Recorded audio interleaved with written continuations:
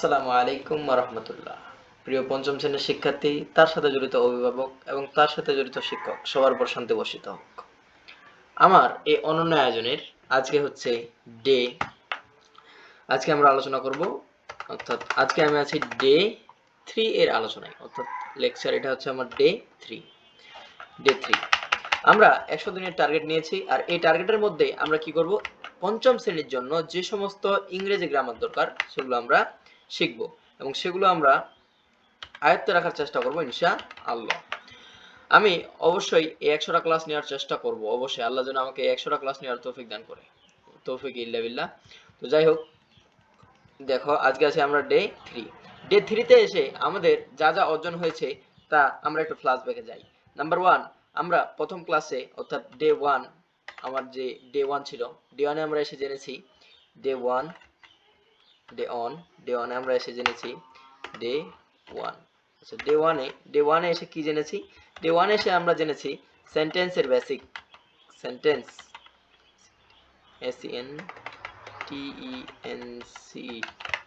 SENTENCE, সেন্টেন্সের কি জেনেছি? সেন্টেন্সের বেসিক জেনেছি। আর সেন্টেন্সের বেসিক কোনটা? সেন্টেন্সের বেসিক হলো সর্বপ্রথম আমরা সেন্টেন্সের প্রকার জেনেছি। এখানে এসে আমরা জেনেছি যে সেন্টেন্স হলো 5 প্রকার। সেন্টেন্স কয় প্রকার?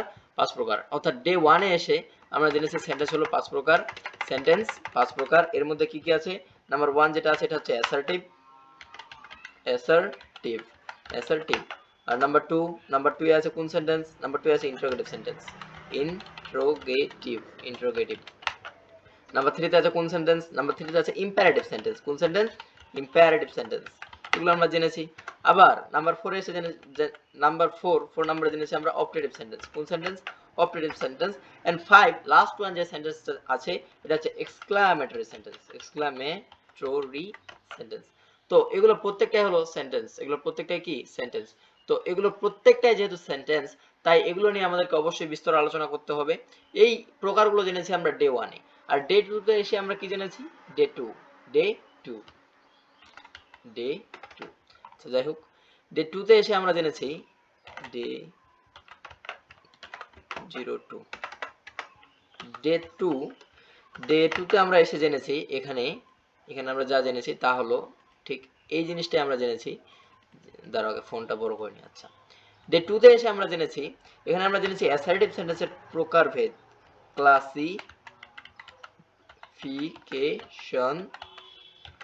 ক্লাসিফিকেশন অফ কোন sentence? Classification of assertive sentence, assertive sentence.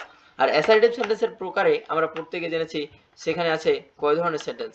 সেখানে আছে দুই ধরনের সেন্টেন্স। কি কি?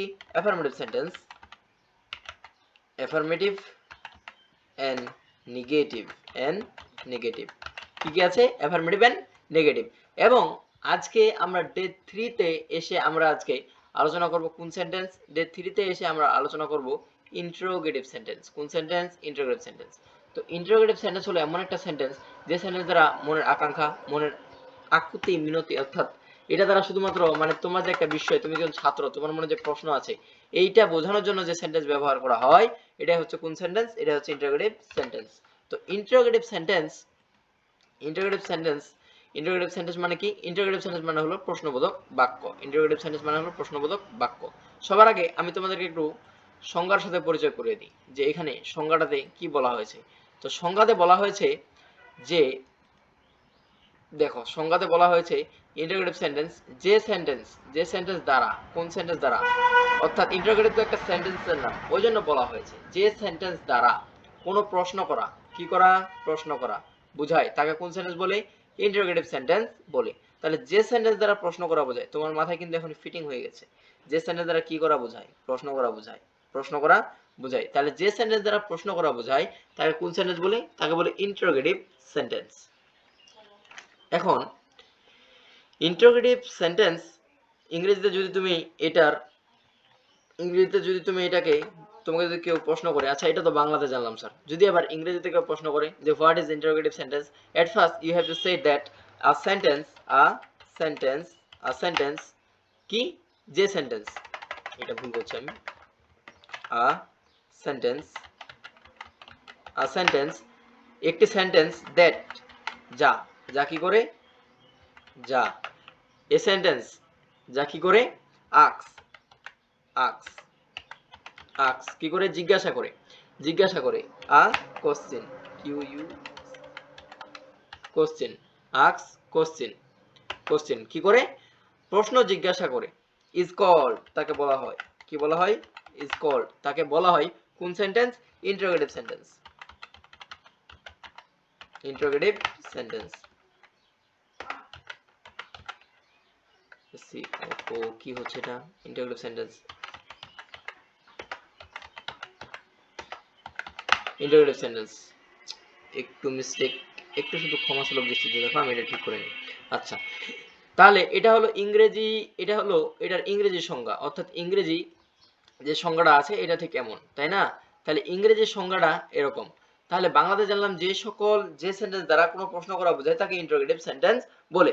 আর তোমাকে যখন আমি এটা পড়াই তখন তোমার মনে অবশ্যই একটা মার্কের কথা ভেসে আসতে হবে। সেই মার্কটা ঠিক কেমন তুমি কি জানো? সেই মার্কটা হচ্ছে এই যে কোশ্চেন মার্ক। তাহলে কোশ্চেন মানে কি? কোশ্চেন মানে হচ্ছে প্রশ্ন।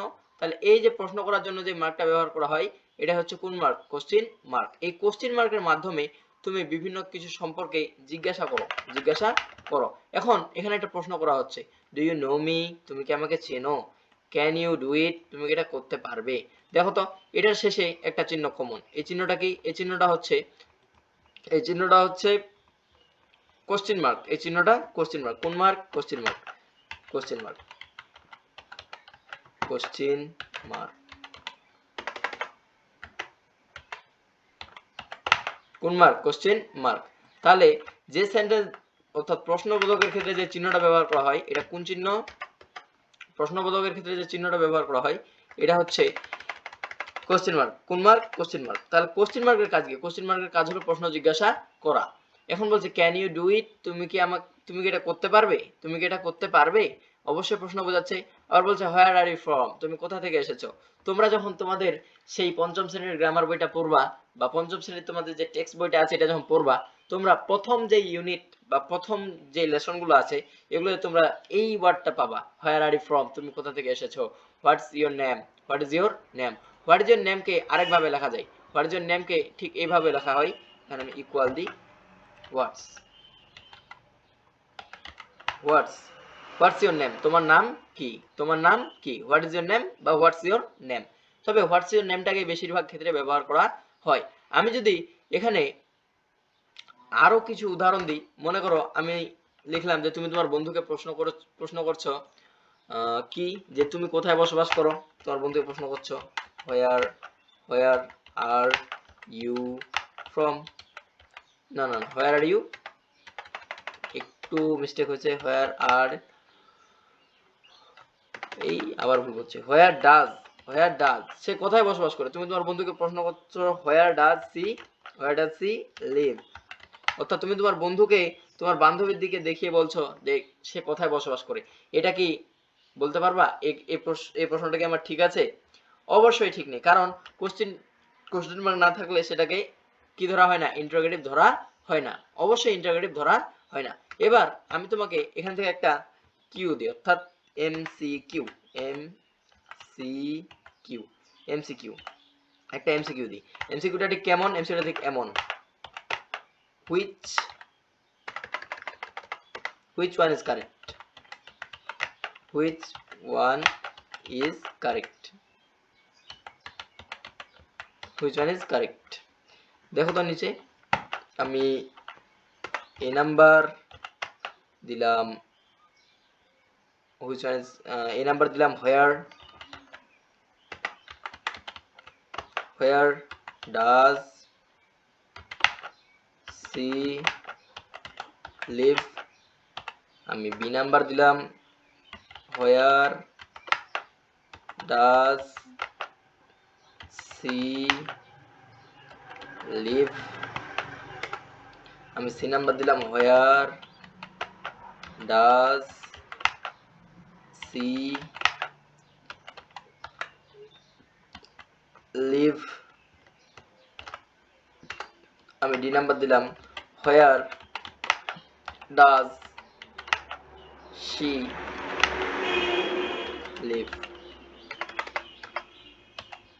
LIVE।